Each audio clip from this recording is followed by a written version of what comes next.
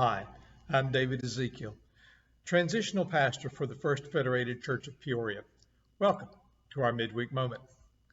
We all go through rough storms, tough experiences, or difficult periods in our life. While we can choose to fight the storm, there is an alternative approach we can take, one that is especially useful when we are dealing with emotional pain. That is to simply observe. Leadership gurus and psychologists would call it self-differentiation.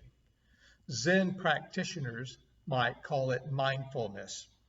It is seeing things as they are without trying to change them. The point is to dissolve our reactions to disturbing emotions, being careful not to reject the emotion itself. For thousands of years, meditators from the East have been practicing the art and science of non-attachment meditation.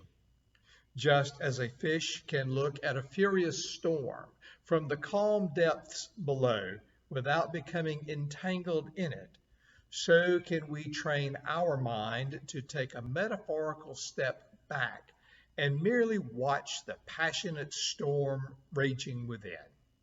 In most situations, most of us can observe our own dramas in the same way that we observe a drama unfolding on stage, with compassion and curiosity. In the words of psychiatrist Jeffrey Schwartz, in each moment of your life, you are choosing whether to be mindful or not. Allow me to illustrate. There is an African fable about a hippopotamus that, while crossing the river, lost one of his eyes. Frantically, the hippopotamus began to look for it. He looked for it behind him, ahead of him, on both sides, underneath, but to no avail.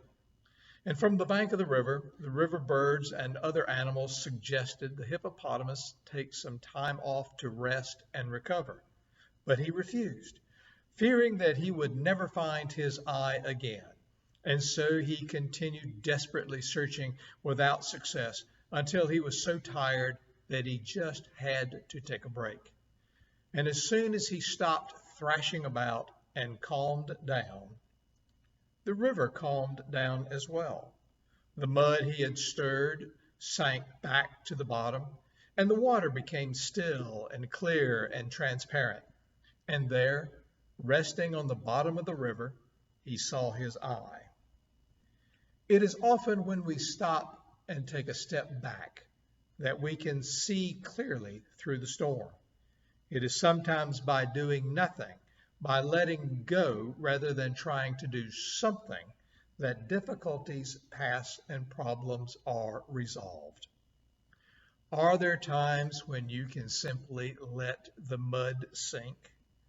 Are there places in your life where, rather than creating a stir, you can benefit by observing quietly?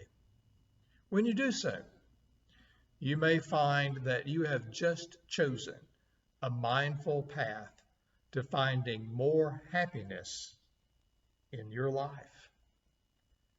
I think that's something that we all would like to find in our lives.